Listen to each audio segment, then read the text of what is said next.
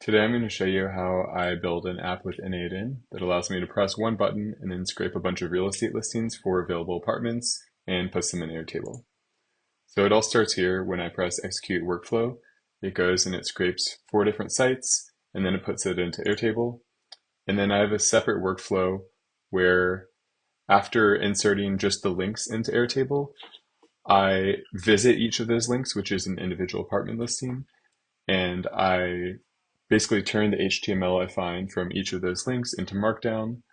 I then take the markdown and I extract all the interesting information like the title, description, price, location, and that happens here.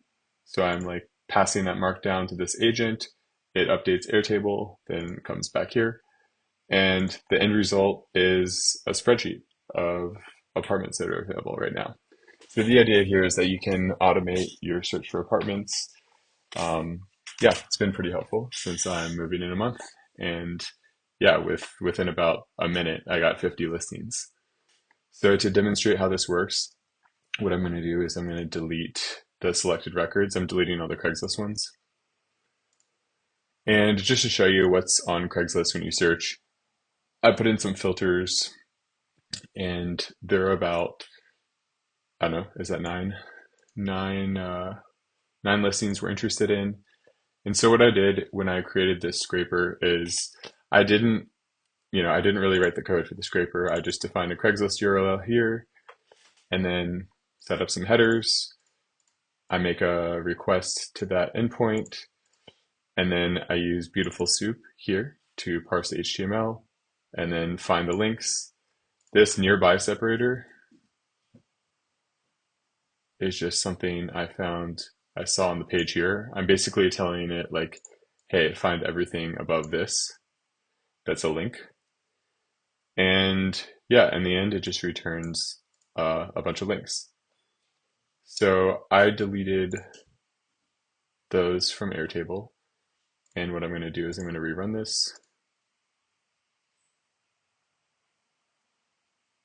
And in just a second, we should see they're all populating into Airtable here, which is pretty cool. But the problem is I only have this first step only scrapes the links here. So we have another workflow here, which basically looks at Airtable and it's saying, if there's a link but there's not a price, which should find, oh, I think I messed it up. Okay, so for some reason it set all the prices to 0, so I think it's actually going to run on all of these now. But yeah, basically this is saying, yeah, if there's a link and not a price, then we're going to visit each link, extract the markdown, and then use an LLM in this step for each of the listings to extract the relevant information. So I'll just run it and we can see what happens. So you can see it found 46 records without a price. And so what it's doing on my other screen, which you can't see, is it's going to each of those links. I'm making parallel network requests.